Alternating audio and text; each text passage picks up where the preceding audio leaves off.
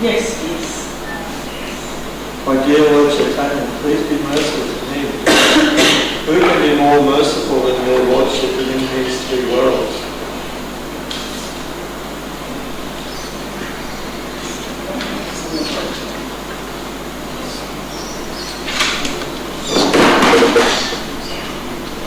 There's only a purport. Your incarnation is just to reclaim the condition of fallen souls.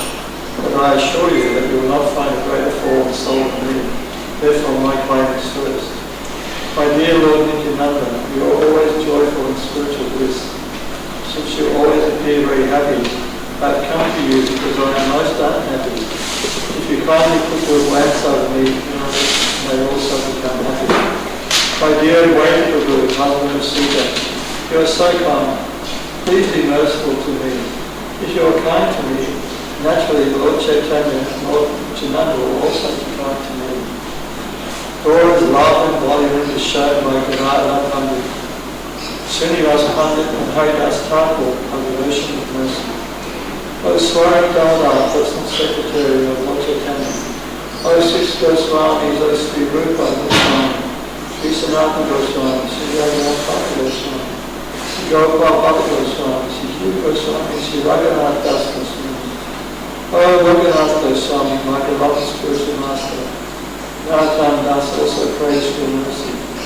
O Srinivasacharya, successor to the six Goswamis, please be merciful to me. Narottam Das always desires the company of Rama Chandra Chandra.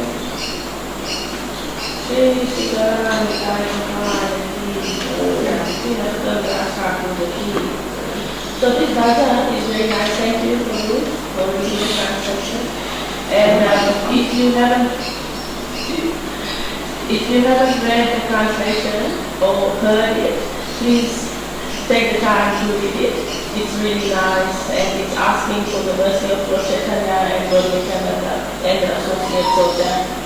Okay, so today we will be reading from the Sri Caitanya Caritamrita Adi Lila, chapter 16, verses 22 and 23. So please repeat after me. Jaya Jaya Sri Caitanya Jaya Nityananda Jaya Sri Caitanya Jaya Nityananda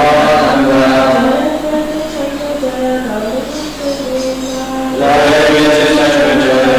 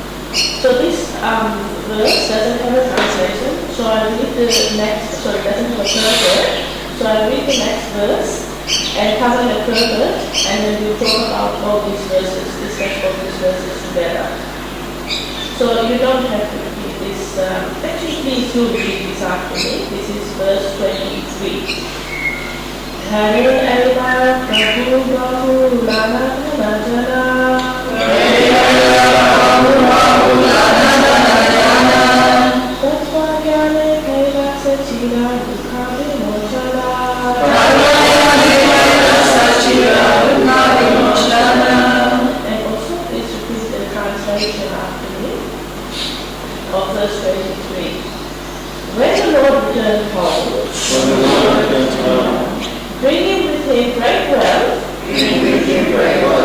and many followers. He spoke to Sachi Devi about transcendental knowledge to relieve her of the grief she was suffering. Perfect. It is stated in the Bhagavad Gita, Devasmi Nata Dene Komara Yoganam Devata Dehantara Prakti Dhiras Tatrana Muya. As the embodied soul continually passes in this body from boyhood to youth to old age, the soul simply passes into another body at death. The self-derived soul is not bewildered by such a change. Bhagavad Gita chapter 2 verse 13. Such verses from the Bhagavad Gita or any other Vedic literature give valuable instructions on the occasion of someone's passing away.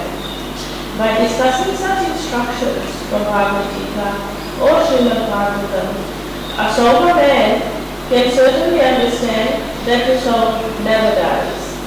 It passes from one body to another. This is called transmigration of the soul. A soul comes into this material world and creates bodily relationships with a father, a mother, sisters, brothers, a wife and children. But all these relationships pertain to the body, not the soul. Therefore, as described in Bhagavad Gita, Dhiras Tatra Na Muyati. One who is sober is not disturbed by such phenomenal changes within this material world. Such instructions are called Tathagata or real truth.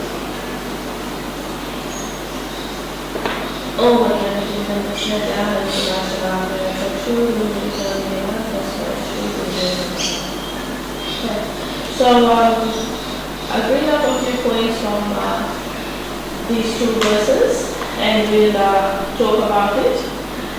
So this chapter 16 of the Adi Leela is titled, chapter 16, the title is The Pastimes of the Lord in His Childhood and Youth.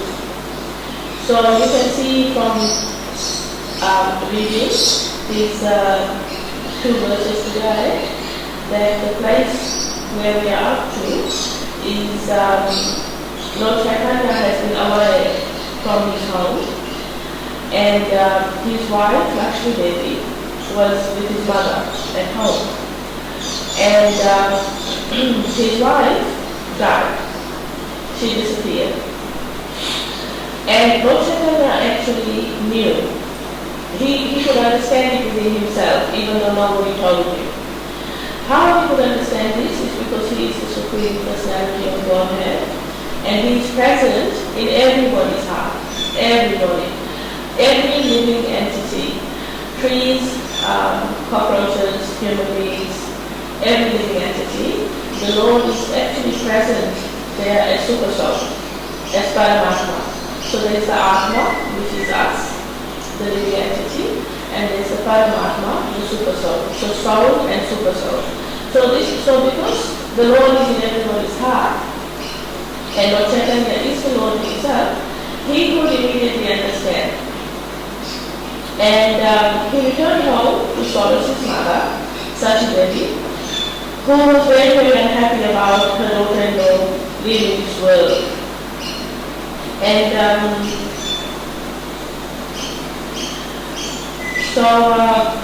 it's described that when Lord Caitanya came back home from East Bengal, that's where he had gone, to East Bengal, he had been doing a lot of preaching there, a lot of classes, and many people had converted to Vaishnavism, embraced the principles of Harinam as taught by Lord Caitanya. And so Lord Caitanya had accumulated many followers and many valuable gifts, like precious jewels, silver, gold, for example. So then in verse 23 it's explained that he came home bringing with him great wealth and many followers. And then he spoke to Sachi Devi, and this is that we have just read, this is what he spoke to Dasi, to his mother, that dear mother, don't be so grieved, and this is what happens to the soul. So he's describing all of that, and I'll get into that more a bit later. So I wanted to actually go into Lord Chaitanya's marriage and then the disappearance of Lakshmi Devi, because it's not that, well, it's not that common, we don't really talk about it so much. So, Lord Chaitanya actually had two wives. He ended up having two wives, and the next few verses will explain that, as to how he gets a second wife and why he gets a second wife. But today we talk about Lakshmi Priya, Lord Chaitanya's first wife, and how they came to get married, and then like a lot more detail about her disappearance, which is really really interesting. So this is about Lord Chaitanya getting married to Lakshmi Priya. When he was 14 years old, so he was not a Vishwambara, and the background is that Madhasachi and Caitanya, Lord Chaitanya's parents, they had many children, but all of them had died at an early age. That unfortunately was the case in those days, that the mortality, the infant mortality rate was quite high. So the remaining two offspring were Lord Caitanya and his brother, Vishwarupa and Vishwambara. And Vishwarupa was the older brother, and he actually ended up leaving home to take sannyas. So that left Madhasachi and Jagannath and Lord Chaitanya home, and no one else. So Madhasachi and Jagannath were always quite anxious that Vishwambara, Lord Chaitanya, also doesn't go and take sannyas, because then that would leave them with no support, no social support for their old age. So they were really happy when Lord Chaitanya did get married. And ultimately it was on Madhasachi's request that Lord Chaitanya had to take a second wife. So this is now talking about how Lord Chaitanya got married. Vishwambara gets married. And I'm speaking from this book, Govardhana. This was written by, it's very nice, extracted and written in story form by this nice devotee, Manjari and Dasi. And this is extracted from this book, the Sri Caitanya Bhagavad, and I'm speaking from this book as well. Okay, so one day when Vishwambara was 14 years old, he visited the ashram of Sri Vadamani. While they were walking together in the front yard of Vadamani's house, Vishwambara looked up and he saw Lakshmi Priya as she was going to Ganga with her friends. Glancing at her, Vishwambara realized why he had appeared. So, just a side joke. So we said, Lord Chaitanya, we know Lord Chaitanya appeared in this world for the propagation of the Sankirtana movement, to spread the holy name, which is the Yoga Dharma, the duty, the prescribed duty according to the scriptures, in this age of Kali Yuga, and that is through chanting the holy names of the Lord through Harinam Sankirtana. Which means gathering together and singing the holy names of the Lord. So that is the external reason for Lord Chaitanya's appearance. Apart from this, there are internal reasons as well. 3 internal reasons Lord Chaitanya appeared, and basically they are that he wanted to experience the mood of Radharani. He wanted to see himself and experience himself as Radharani experienced him. And these are the internal reasons. And today we are reading one other reason, that he realized that he had appeared for Lakshmi Priya.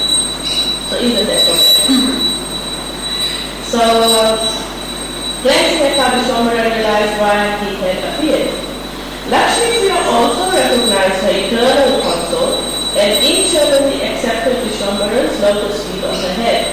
Meanwhile, Sachimata also noticed that Nimai had become a handsome young man and began thinking of his marriage. Just then, Sri Vallabhacharya went to Sachimata and suggested the daughter of Vallabhacharya, Lakshmi Priya, as Nimai's wife. Everyone accepted this arrangement and a grand festival ensued, attended by demigods, exercises, healers, travelers, chanting mantras, and musicians. The ladies ululated in joy at the beautiful sight of Nimai and Lakshmi Priya on their talent way. They are either Indra and Sachi, or Lord Madhava and Ravi, said one lady. No, commented another. They must be Lakshmi and Narayan, and she was right. He said that. So meanwhile, Sachimata pondered how the new daughter-in-law must be Lakshmi Devi herself, as all of her previous suffering and poverty had vanished. So that's a brief description of Lord Caitanya marrying Lakshmi Priya.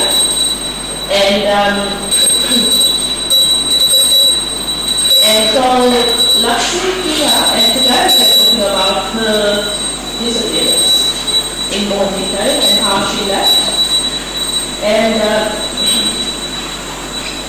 there are some philosophical points about it, of course, and that's explained in verse 23, which I get to talking about. So this book here is called the Caitanya Bhagavat, and it is written by Sri Vrindavan Thakur. And this book here, it deals in much more detail. It gives more detail about the life of Lord Caitanya, especially his early life. So his childhood and his youth. And in the Caitanya Caritamrita, we are told very clearly that go and read this book. We are actually told, only fools, why are you reading this book? Go and read this book. So that's the humility of the author. But so today I was speaking a bit from the Sri Caitanya. Okay. So the topic is, the chapter is 14, chapter 14 of the Adi Chanda, and it's titled The Departure of Sri Lakshmi Priya. So there's a big chapter actually dedicated to it, and I'll just skip across and get a few points out. And actually, even before I get into that,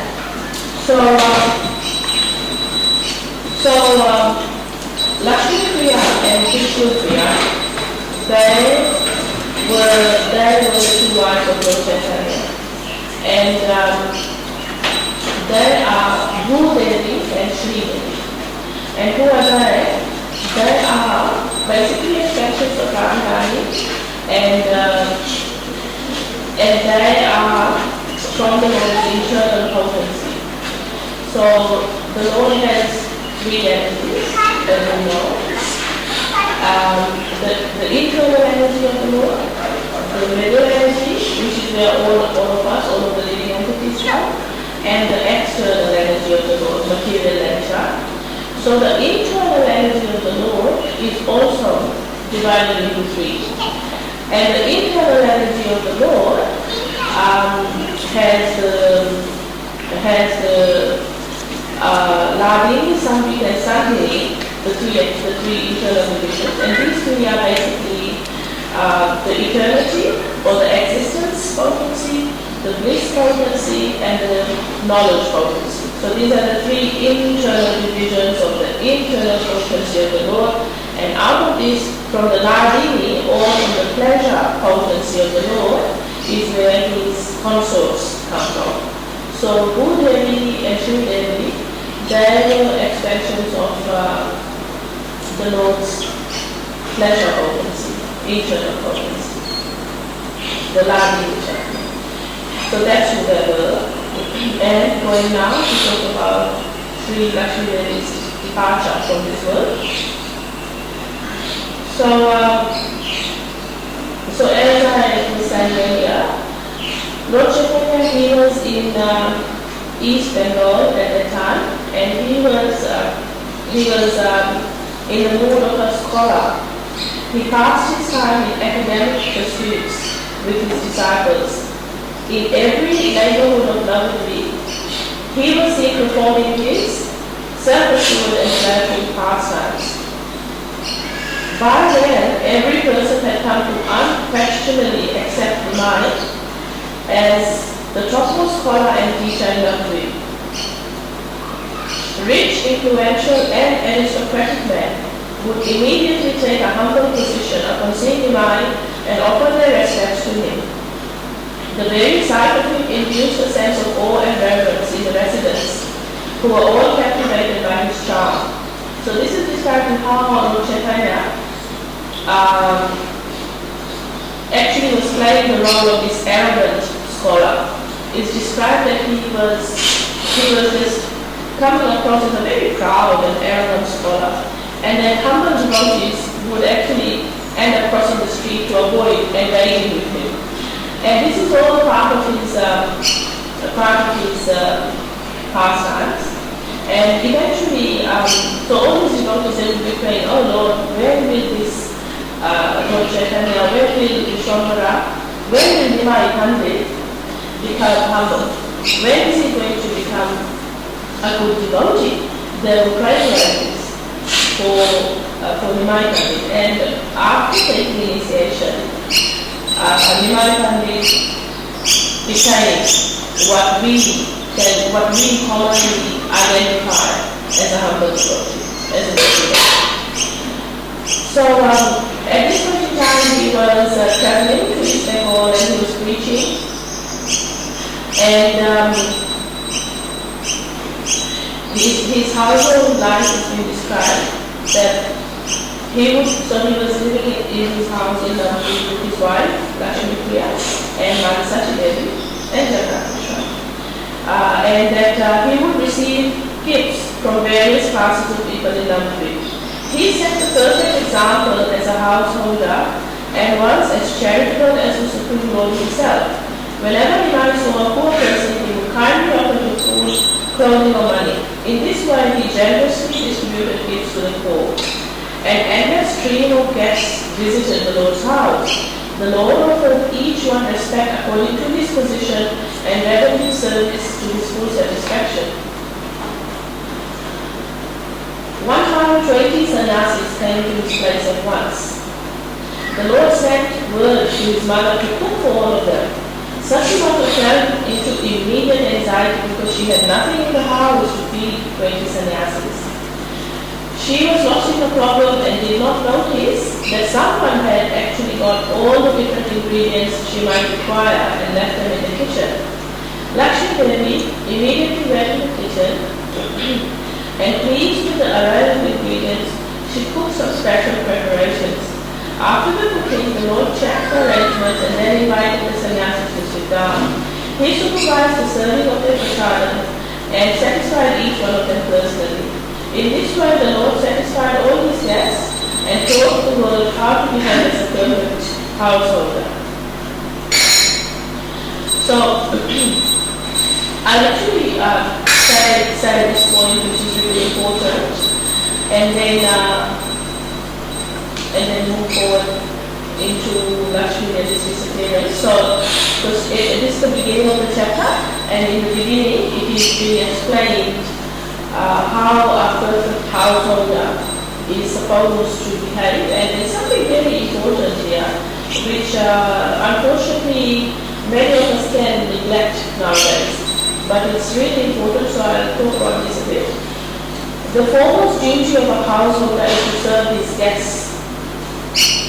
And responsible householders must live by that standard. So if one ever becomes a householder, or if one ever is already in the Grihastha ashram, already married, then the foremost duty, the main duty of a householder is to serve his guests.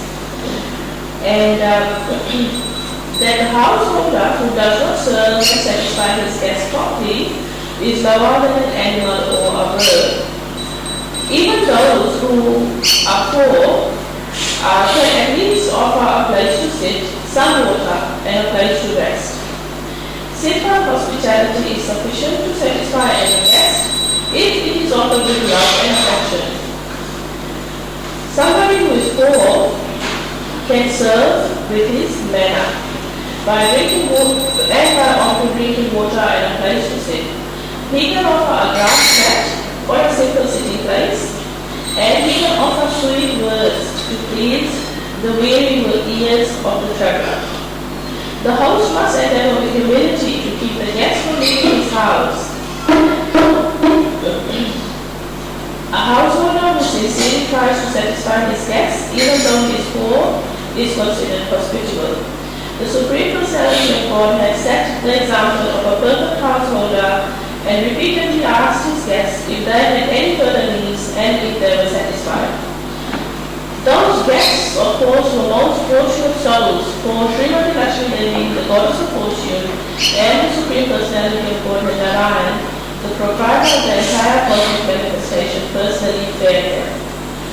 So, going back to the point, so Lord Chaitanya, like I said, the early part of this chapter is talking about Lord Chaitanya living with his wife and how he actually lived, and the perfect household life is being described, that they cooked and served their guests, and they were very, very careful to see that their guests were satisfied and happy. So it is said in places in the scriptures that if you go to somebody's house and you're not even offered a glass of water, that house is considered as good as a mongoose home. So what that means is it's like just as good as a hole in the ground. If you go to somebody's house and you're not offered a glass of water, that this is the basic hospitality. This is the basic standard that one should have, is at least greet the guests with sweet words, offer them a sitting place, and at the very least give them some water. And other places in the scriptures it is described that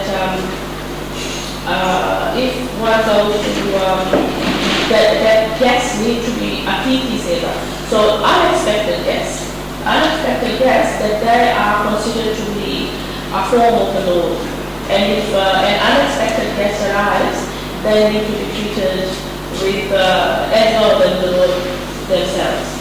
And finally, the other thing about honoring guests is that even if an enemy were to come to one's house and come as a guest to one's house, that they should be treated as with loving words, with sweet words, and treated with great hospitality, so that they should not feel at all, even a little bit, that they are offended. So this is what very hospitality is described as. Okay, so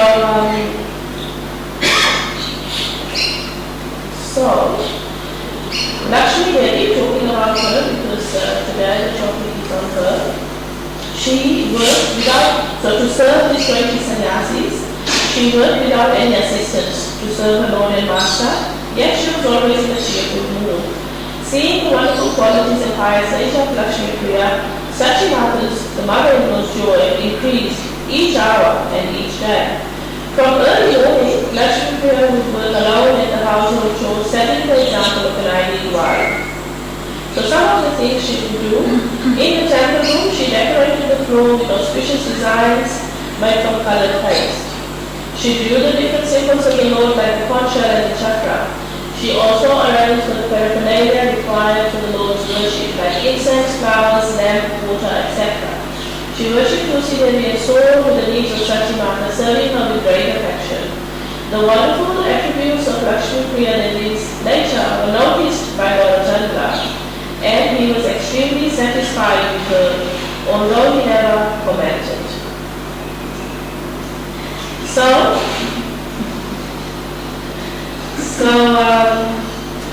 Okay. Frequently, Lakshmi Priya would sit for long hours, massaging the Lord's feet on her lap. And this is reminiscent of, because they are Lakshmi and Vishnu. So, have you seen pictures of Vishnu lying down on Anantasesh, on his snake seat, And Lakshmi Devi is always situated at his feet, massaging his feet. And then she goes away also to serve her devotees. But, so this is what she would be doing to Lord Chaitanya as well, massage his feet. And Sachimata, the mother-in-law, she could see brilliant effulgence in the house at different times, especially when Lakshmi Devi was standing next to Lord Chaitanya. And when she massaged his feet, she would see the feet being very brilliant. And at other times, the fragrance of lotus flowers would fill the entire house. And although she would search everywhere, she could not find the source of that fragrance. Srimati Lakshmi Devi is where this fragrance of lotus flowers would be coming from. And they and the Supreme Lord Narayan remained incognito, unrecognized by the residents of Navadvip. So one day, without any prior indication, Lord Chaitanya said that he would visit East Bengal, that he would be gone for a few days, he said. And he instructed his mother, I'm only going for a few days. He told Lakshmi Priya, his wife, please always look after your mother's needs. So he went to, taking with him a few of his disciples, he prepared for his journey, and then he left. So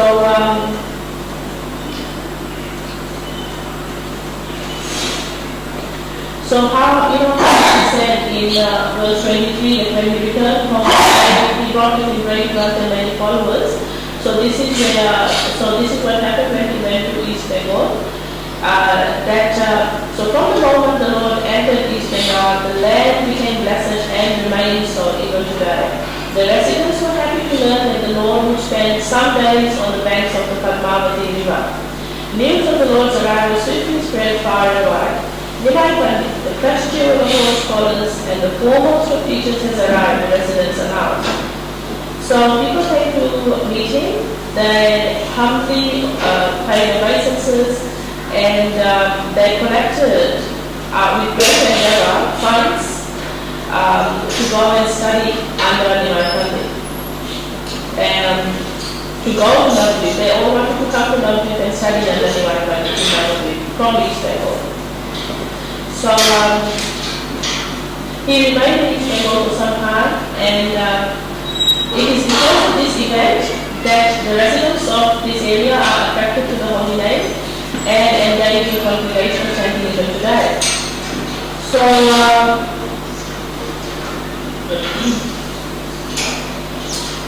it said that the Lord's mercy on this area was so much that within 2 months, all the listeners became very knowledgeable and scholarly. Although many came simply to hear the Lord, hundreds of students returned to their homes with degrees. In this way, the Lord passed his time as a scholar in East Bengal. Meanwhile, in Navadvip, so this is the subject matter proper of the matter. Meanwhile, in Navadvip, Lakshmi Priya Devi was feeling the pangs of separation from the Lord, but she never spoke of her loneliness to anyone. She served Sachimata very lovingly, but reduced her own eating almost to nothing after the Lord left Navadvip. Bereft of his company, she silently suffered, crying alone throughout each night, trying to suppress the restlessness which dwelled in her heart. Unable to bear any further separation from the Supreme Lord, Sri Lakshmi Priya Devi, the Lord's eternal consort, left the replica of her transcendental body behind and went secretly to meet her Lord. Seated on the bank of the Ganga, Lakshmi Priya Devi fixed the lotus feet of the Lord within her heart and went deep into meditation, never to return. So she sat down to the bank of the Ganges and instantly went to the Lord, basically left the body on the bank of the Ganges after suffering. So it's said that she died because of the snake bite of separation. Some people mistakenly say that she died of snake bite, but it wasn't a physical actual snake. These 2 books are the main authorities, the Caritamrita and the Caitanya. So she died of separation, and the metaphor is used as the snake bite of separation. So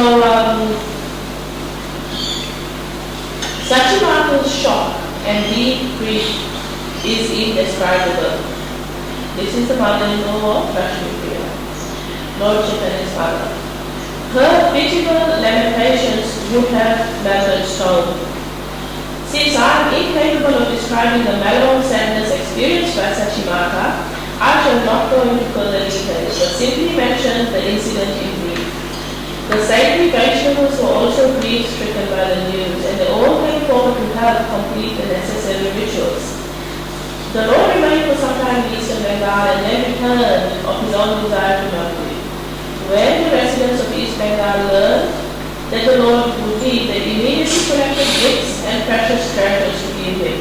They presented to him gold, silver, drinking vessels, beautiful mats, soft and warm blankets, and a variety of clothes. Each person took what was most precious in his house and joyfully offered it to the Lord. In reciprocation, the Lord blessed each person and accepted the gifts. The Supreme Lord Sri Govardhana visited the residents, and after taking their leave, he started for Nagpur. Many students decided to accompany the Lord to Nagpur, where they could study under him. So this is completely coming under this verse 23 here, which is that when the Lord returned home, he brought with him great wealth and many followers. And also, not forgetting the verse before that, 22, it is said that the Lord actually knew. He knew, because he is a super soul, that Lakshmi Priya had left. So eventually he came home, and when he came home, it's described what happened at home.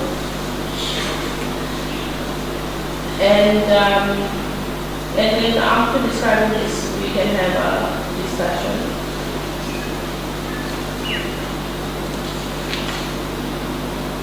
Okay. After a few days, the Lord reached us in the evening, laden with the gifts he had received. He offered full obeisances at his mother's service feet and gave her all the gifts. Then, the Lord and his students left the baby in the gauges. Although her heart was breaking with pain, Sachimata busied herself preparing a meal for her son.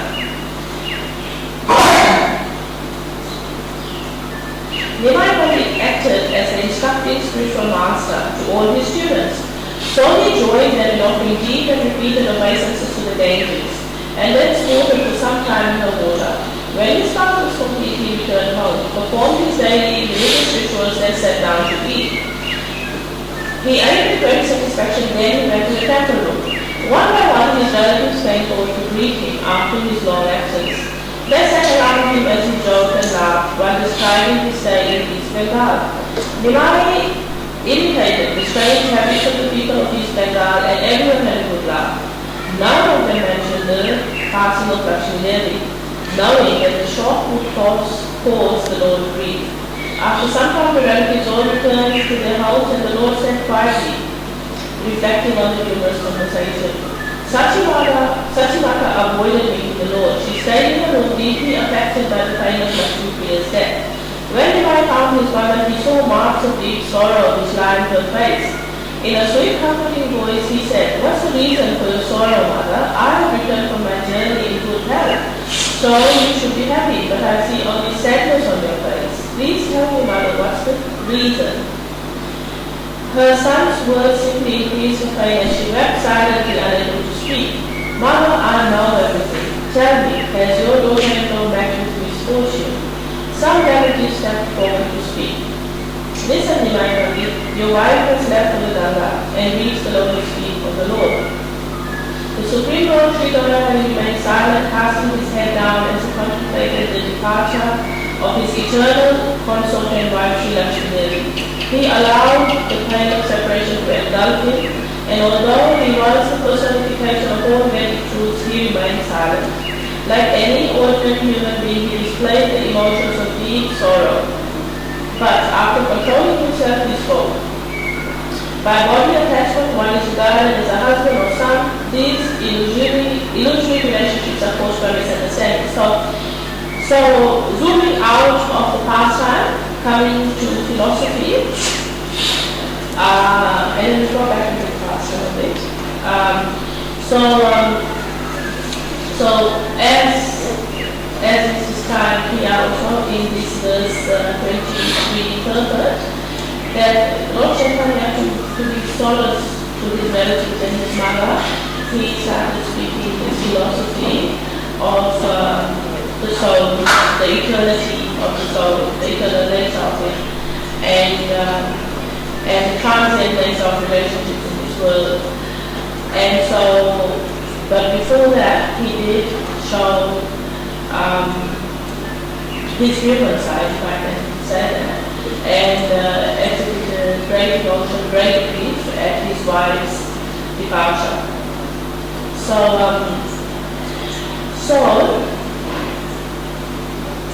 I'm just going to play the devil's advocate a little bit, so that we can uncover any doubts or anything you might have. So, like, if somebody hears of this part-time, they can be very critical if they want to be,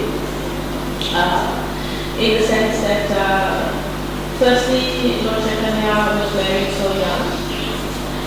At the age of 14, he was married. So he left his young wife behind, and along with his mother.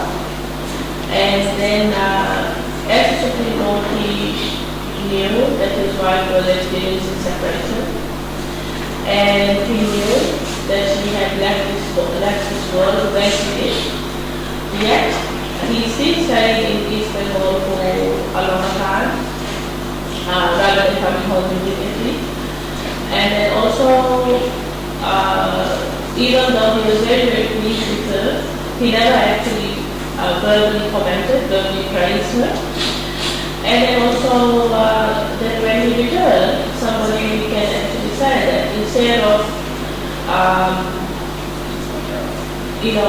lamenting more, he has taken the spiritual bypass method and started talking philosophy. So these are all the different ways that somebody might criticize the Lord and his pastimes. And actually, Lord Chaitanya, when he was on this planet, this was one of the things he did very soundly, meaning to say there would always be debating parties like this. So one side would be the good side, one side would be the devil's advocate side, and they would debate. They would debate very strongly like this, and like somebody said, the Lord left, and he was there when his wife was here, he separated, and then somebody would then, like each party, they would have a debating thing. And so the reason I bring this up is that yes, externally it looks bad, but when we go into the details of it, there are few reasons, and the main reason is that it is the Lord's pastimes, that the Lord came to this world for various reasons. But when he was in this world, he wasn't playing the part of the Lord. He was actually playing the part of the preacher of the Lord. And that he was covered at various points by Yoga Maya. He's one of his energies, so that he would temporarily forget that he is the Supreme Lord. So that he could get into his role as a human being. So it's quite practical in one way,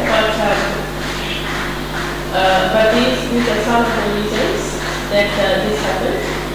I did some research as to whether there were any deeper reasons, any esoteric reasons for Lakshmi Devi leaving the world. And there aren't really very many reasons that came up. But one thing that did come up is that Lakshmi Devi, she's the goddess of wealth, the goddess of fortune. Lakshmi actually means goddess of wealth and fortune. Wherever the Lord is, wherever the Lord and Master is, Lakshmi Devi goes there. She naturally goes there. So, and if we try to keep the Lord and Lakshmi Devi separate, and we try to enjoy wealth separate from the Lord, or we don't use wealth in the service of the Lord, then Lakshmi Devi is very, very unhappy, and she leaves. So because she was separated from the Lord, she left. She left to join the Lord. Externally, she left to join the Lord, and internally there was never any separation. Because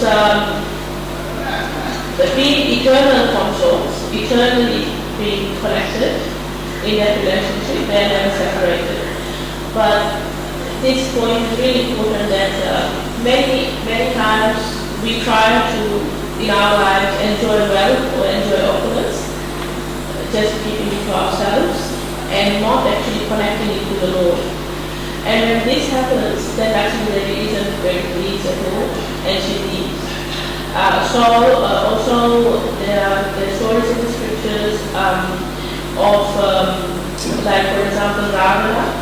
Ravana kidnapped Sita, and Sita is Lakshmi Devi, Lord Ram's wife, and he was trying to enjoy Sita. He was attempting to try to enjoy Sita on her own without accepting that Lord Ram is the Supreme Lord.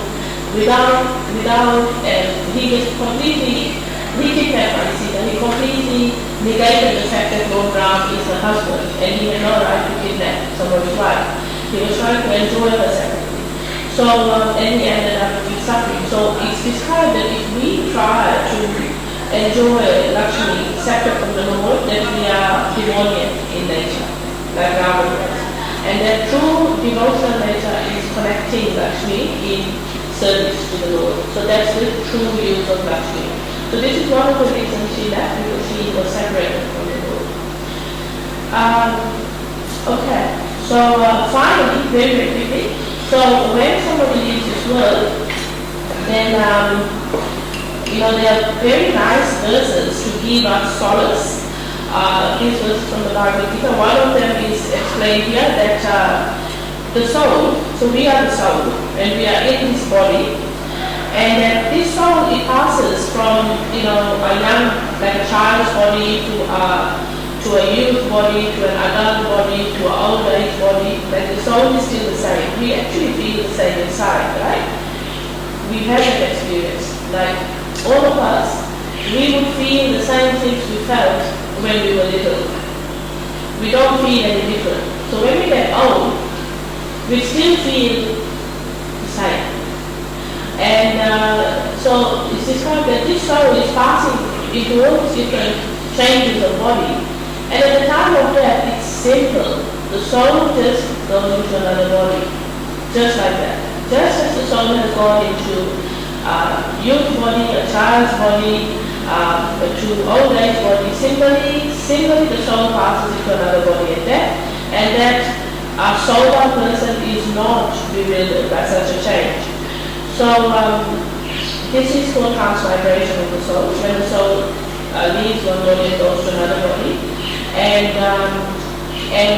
this fact is used, this spiritual truth is used to give ourselves the philosophical understanding that, okay, I'm not actually this body, it's just a machine, I'm going to leave it behind, but I'm not going to die. Because many people are very sad about dying, or very scared of dying. The reality is that we don't die. The soul does not die. It's eternal. It just passes into another body. And if we spend this life of ours cultivating our spiritual life, which is our real life, then at the time of death we go into a spiritual body. And this spiritual body is going to be in the spiritual world. So we are not going to it's actually a bit more technical than that. First we go to where the Lord is in this material universe doing his pastimes, and then after that we go to the spiritual world. So we need to be spending our time, therefore, in this life, cultivating our spiritual lives. Like really giving time and energy and priority and main effort to grow your spiritual life, and the main way we do that is through healing and chanting. Because otherwise at the time of death, who knows what body we might get going through. So the main way we do this is by hearing and chanting, and we hear and we chant Hare Krishna, Krishna Krishna, Hare Hare, Hare Rama, Rama Rama, Hare Hare. So we do this on our beats, and we do it together when we sing together. And Lord Chaitanya's main mission was to come and to spread all over the world, getting together and singing this Mahamantra. And that is the main method of purifying ourselves and growing our spiritual lives in this day and age. Okay, I will stop there. Does anyone have anything to say? Okay, thank you very much for listening. Hare Krishna, Jai Prabhupada, Chaitanya Caritamrita ki Jai, Lord Sundar ki Jai, Lord Devi ki Jai.